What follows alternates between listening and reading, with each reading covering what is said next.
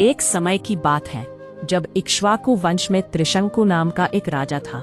उसका शरीर तौलता था, उसकी आंखों में आग थी और उसके सपनों में स्वर्ग का दरवाजा था। वो सशरीर स्वर्ग जाने की इच्छा रखता था, जैसे कोई पक्षी आकाश में उड़ने की ख्वाहिश करता है। उसकी इस इच्छा को पूरा करने के लिए उसने महान ऋषि वशिष्ठ से यज्ञ करने का अनुरोध किया। वशिष्ठ जी, जिनकी आंखों में ज्ञान का प्रकाश था, ने उसे कहा, राजन, मैं इतनी शक्ति नहीं रखता कि मैं तुम्हें शरीर सहित स्वर्ग भेज सकूं। त्रिशंकु की मेहनत के बावजूद जब वशिष्ठ ने उसकी इच्छा को अस्वीकार कर दिया, तो उसने वशिष्ठ के पुत्रों की शरण ली। क्या आप मुझ में विश्वास नहीं करते? त्रिशंकु ने आग्रह किया। तुम मूर्ख हो, वशिष्ठ के पुत्रों ने उसे जवाब दिया। क्या तुम समझते हो कि हमारे पिता की असमर्थता तुम्हारी इच्छा को पूरा कर सकती है? उनके शब्दों में डिसडेन था। त्रिशंकु जिस अपमान का सामना कर रहा था, वो उसकी आत्मा को झकझोरने वाला था। क्रोध ने उसके दिल में आग लगा दी और उसने वशिष्ठ के पुत्रों को अपशब्द कहे। गुस्से में आकर उन्होंने उसे चांडाल होने का शाप दिया। त्रिशंकु का सुंदर शरीर काला पड़ गया। उसका वेश देखकर उसके मंत्री और दरबारी उसे छोड़कर चले गए। फिर भी त्रिशंकु ने हार नहीं मानी। उसके दिल में एक आग जल रही थी।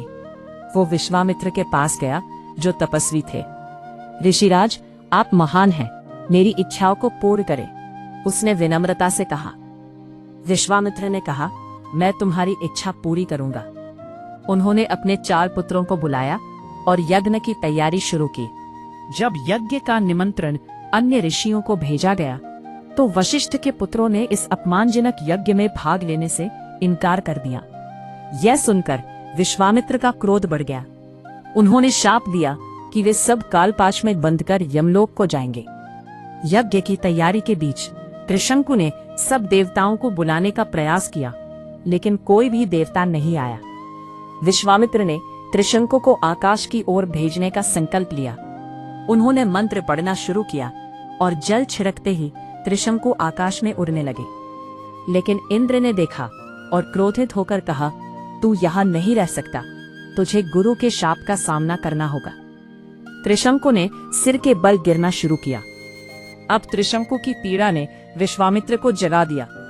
उन्होंने सोचा कि यदि त्रिशंकु को बचाना है तो एक नया स्वर्ग बनाना होगा। उन्होंने अपनी तपस्या की शक्ति से स्वर्ग की सृष्टि की और एक नया नक्षत्र मंडल बनाया। जब इंद्र ने देखा तो वह डर गया और विश्वामित्र से मिन्नतें करने लगा। अंत में विश्वामित्र ने कहा, मैंने इसे स्वर्ग भेजने का वचन दिया है। इस प्रकार त्रिशंकु को न केवल स्वर्ग मिला, बल्कि वह अमर हो गया। वह नए सितारों के बीच राज करेगा और देवताओं ने उसे स्वीकार किया। त्रिशंकु की यात्रा ने न केवल उसकी इच्छाओं को पूरा किया, बल्कि यह सिद्ध कर दिया कि दृढ़ता और विश्वास से हर बाधा को पार किया जा सकता है।